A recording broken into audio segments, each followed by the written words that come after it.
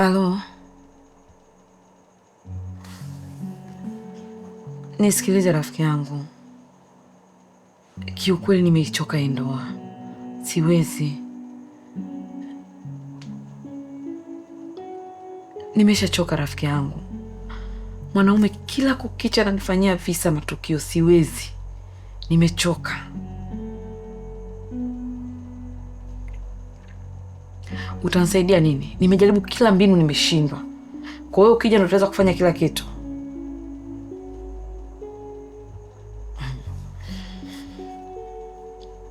Sawa. Haina shida rafiki yangu. Ngoja tuone kama mbinu yako inaweza kutusaidia kufanya chochote. Ila kiupande wangu nimeshachoka.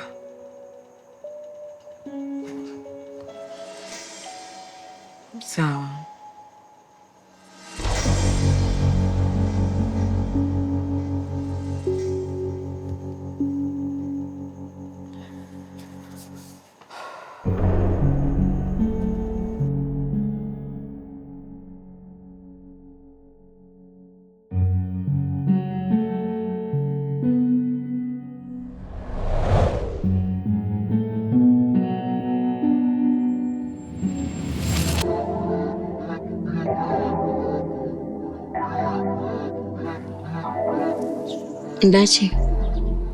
Ndachi.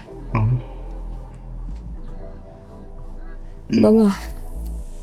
Amka. Samahani baba. Amka.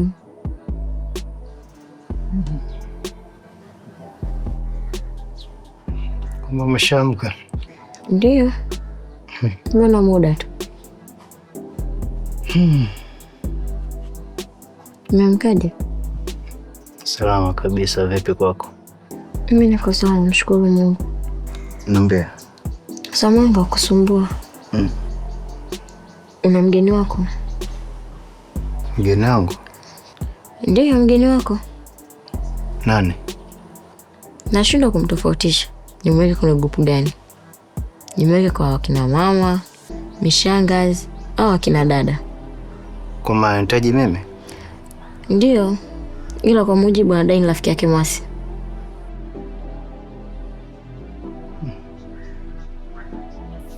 Nimemeta kufanya nini hapa? Kwa mujibu na ninavyoona mimi, anadai kuwa kaja kukaa hapa. Koja nimcheki. Nakuja. Sawa.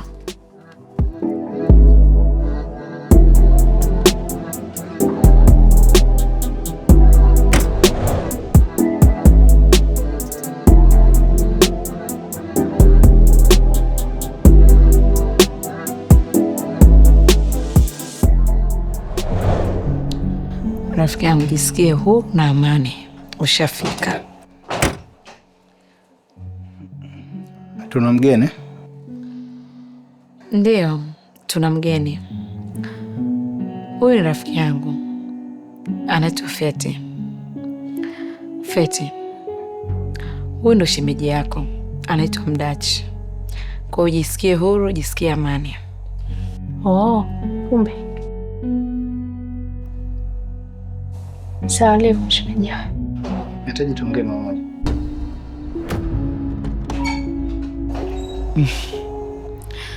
Usijali, kila kitu kitakuwa sawa. Nakuja.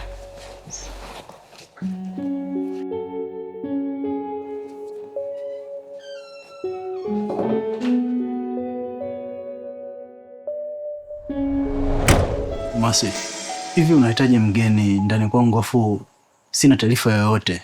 Yaani sijui chochote kuhusu huyo mgeni, simfahamu ni nani, anatokea wapi. Umemleta mgeni kimya kimya. Mdachi, mimi nilijua lazima taarifa utaipata. Na uzuri mgeni ndo amefika. Wewe wasiwasi wako nini? Lazima tu ungejua na lazima ningekwambia. Sasa sihitaji huyo mgeni wako, hata kama ana shida, sijui kumetokea nini alikokuwa anakaa, mimi sihitaji kujua. Ila ninachohitaji ni kwamba isizidi wiki moja. Kwa nini? Kwa nini unapenda kujamulia mambo sana? Kwa nini akae wiki moja? Hapa atakaa zaidi ya miezi miwili, hata akitaka mwaka atakaa, kwa sababu kila mtu na msini zake kwenye nyumba. Wewe una mambo yako na mimi na mambo yangu, na huyu mgeni ni wa kwangu na yupo kwa ajili yangu, na kila mtu ana maamuzi kwenye hii nyumba. Wewe una maamuzi yako na mimi na maamuzi yangu, kwa hiyo tusifuatiliane. Kila mtu na msini zake, umenielewa? Usitake kuvuka mipaka ya kunizoea. Ina maana ushajiamulia hadi mtu anafika hapa, umeshapanga kabisa kwamba atakaa miezi, ushapanga kila kitu, umejiamulia mambo wewe mwenyewe. Yaani hujanishirikisha chochote, afu sasa unasema atakaa miezi miwili. Sasa unataka nikupe taarifa gani? Kama taarifa nimeshakupa kwamba mgeni amefika, na nimekupa heshima, nimekutaarifu mgeni yupo na atakuwepo. Mwasi, hii ni nyumba yangu. Mbona unakuwa mbinafsi? Nyumba ya kwako, nyumba ya kwetu, eh? Hii nyumba ni ya kwetu na kila mtu ana maamuzi yake. Wewe una ya kwako, mimi na ya kwangu. Atakaa hata mwaka mzima.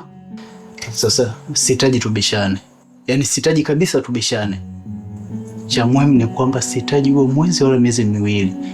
Akikaa zaidi ni wiki moja. Baada hapo simuhitaji.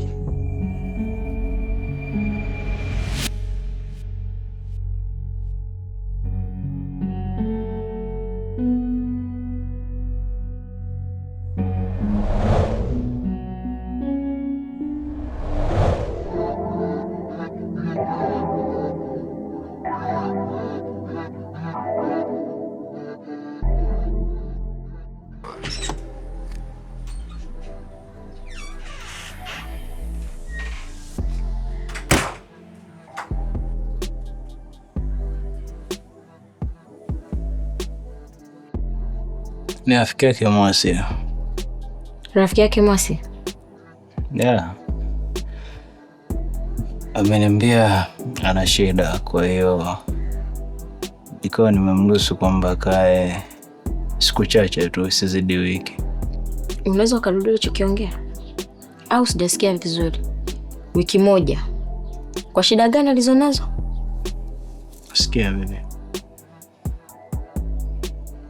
Amenielekeza kwamba ana shida na alikuwa anahitaji akae zaidi ya wiki, lakini mimi nimemsisitiza kwamba isizidi wiki. Hao ameshaondoka. Kwa hiyo ni swala la kuelewana tu. Kwani kuna shida hapo? Utanifanya mtoto paka lini? Yote hayo msiweze nikajua, lakini nisikize kwa hilo. Sina nia ya kukuuzi.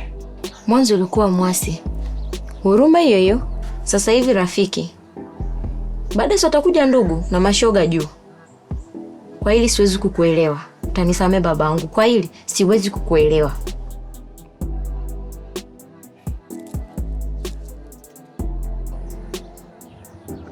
Ndio unaweza kuniambia huruma yako itaisha lini?